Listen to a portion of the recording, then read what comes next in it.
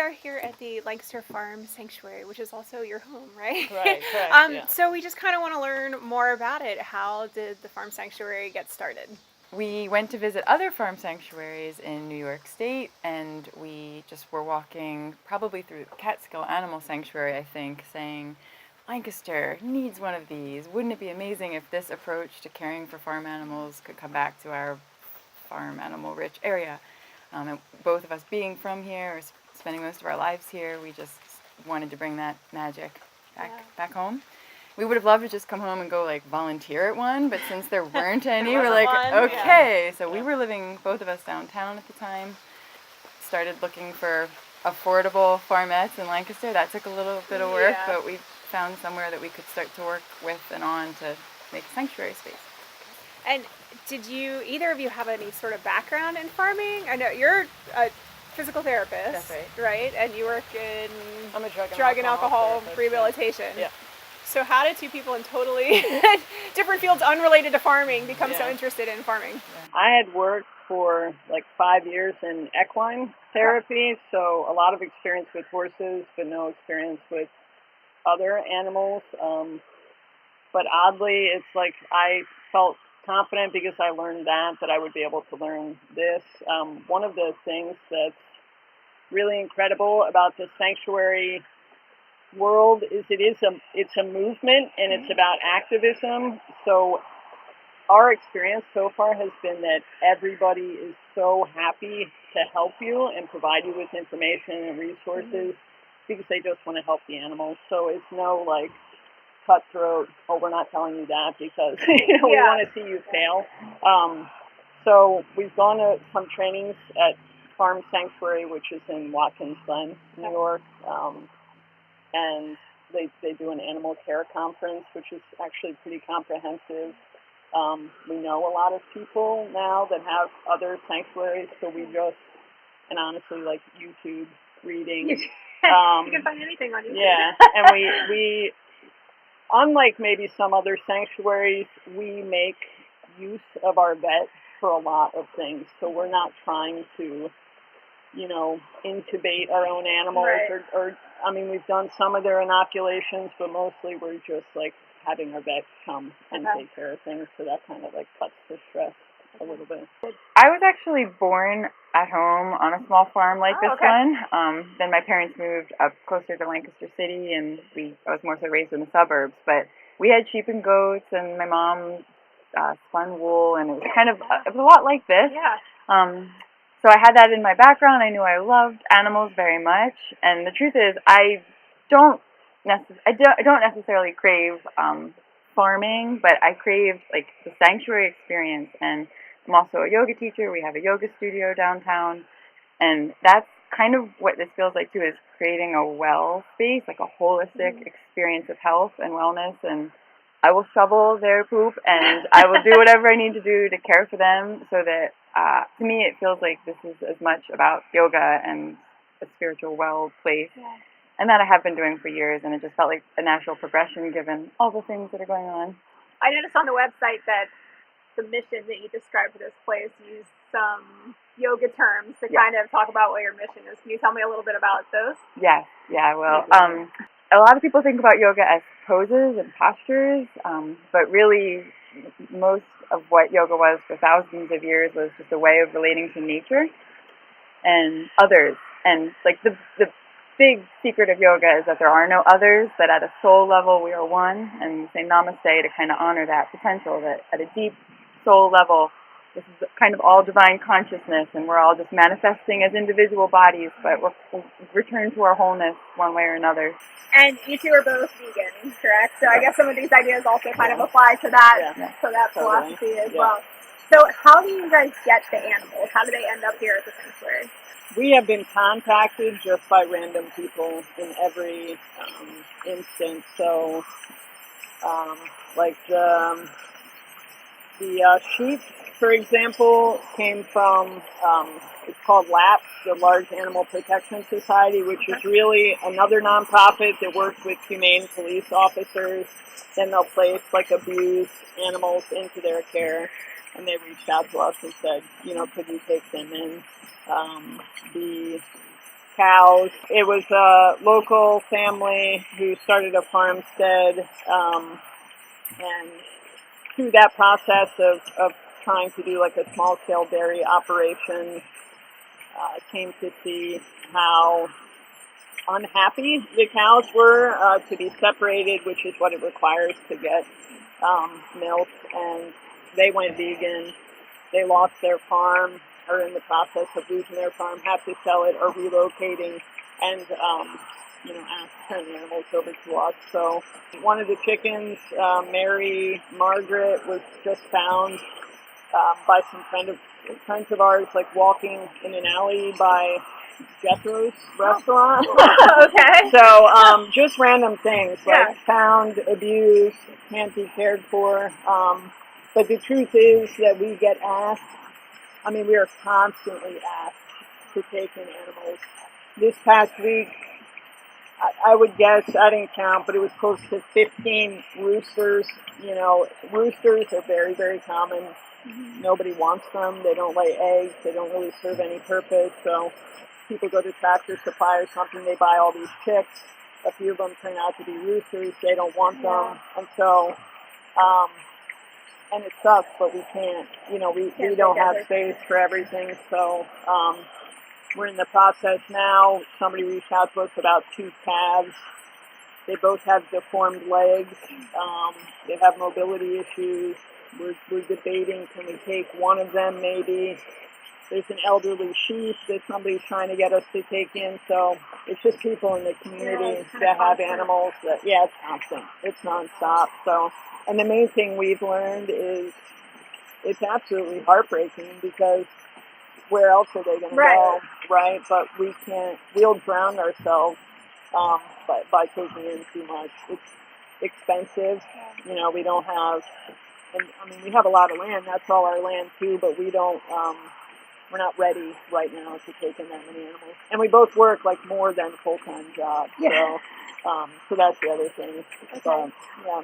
So you guys, I guess, rely also on volunteers to help out with the things around here, since you both do work full-time jobs as well. So what's that process like, finding volunteers? Do you have a lot of people who volunteer? Do you need more volunteers?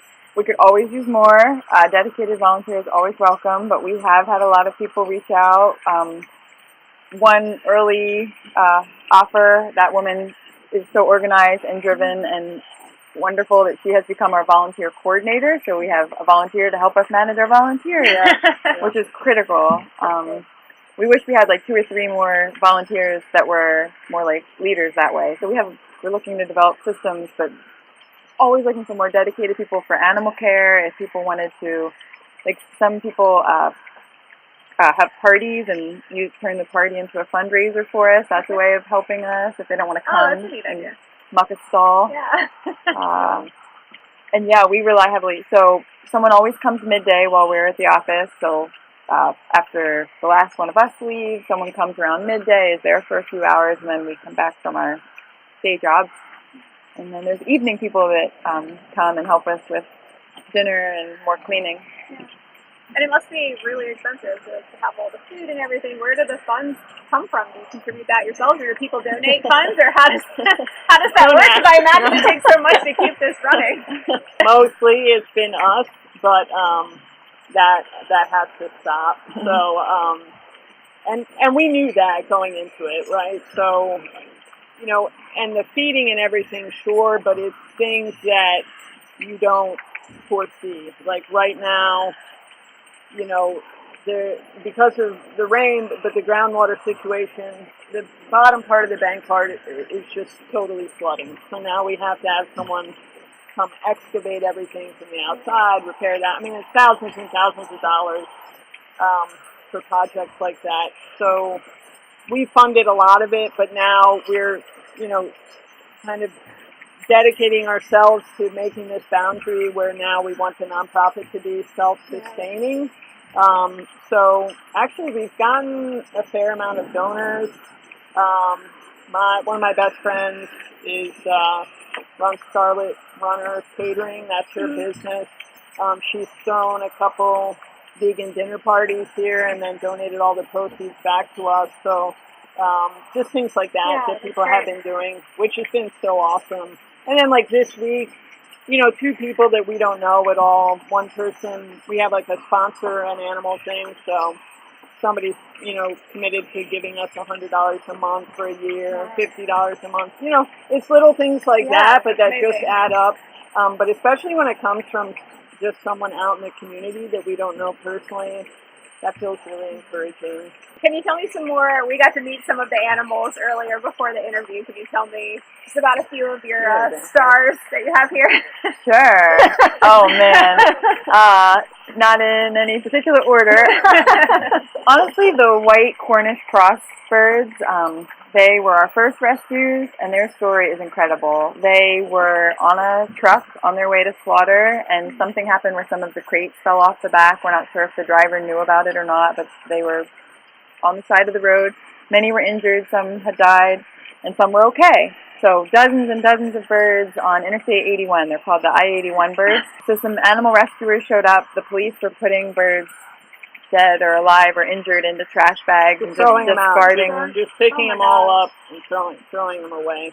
So. Property that they didn't know what to do with. And some animal rescuers said, could we please have them? And they almost weren't allowed, but then they put up a fight and got them. And they went to a big sanctuary in northern PA, and then that sanctuary contacted us and said, could you take some? And those were our first rescues, and they are awesome. So when you see that, those white feathers, like, you know, coming out of those trucks, like, those birds are full of personality. They are individuals. They have such unique expressions.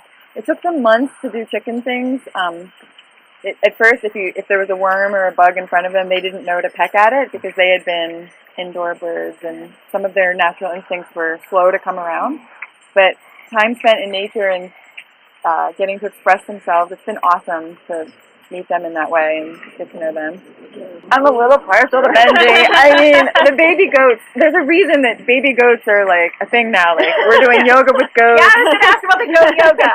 We're doing goat yoga. It is so popular. It is so exciting to see how many people want to come practice yoga with the goats. What is goat yoga? It's just fun. Like, yoga's fun and baby goats are amazing. And it's like put 2 fun things together and it's funner.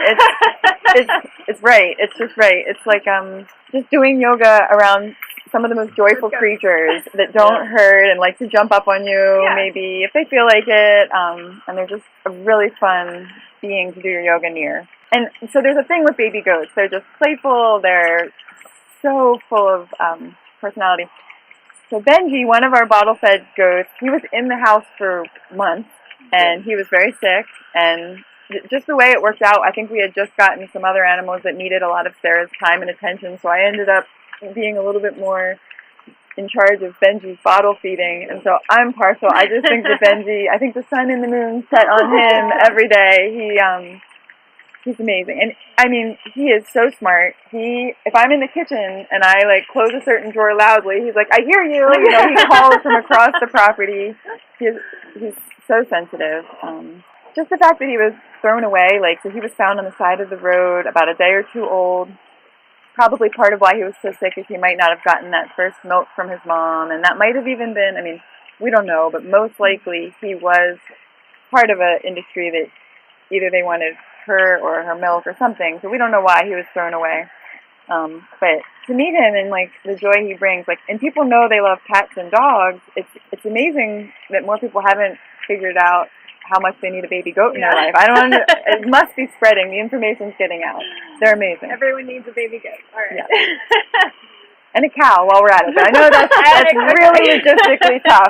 It's true and best. Oh, man. Might be a little more challenging for the cow. Yeah. And how about the chicken that we were looking at over there with the deformed teeth? You want to take Eddie? Yeah. So we have some acquaintances who are egg farmers and organic vegetable farmers, and they had ordered a couple hundred chicks, and that chick came in the order, and they reached out to us and just said, like, we are not going to be able to, we don't have the time for her, you know, we're not going to be able to do this. So, you know, we agreed to take her, along with the stipulation that they sent one young friend along with her, so she wouldn't be by herself. So that was Patsy, the other chicken that's out there.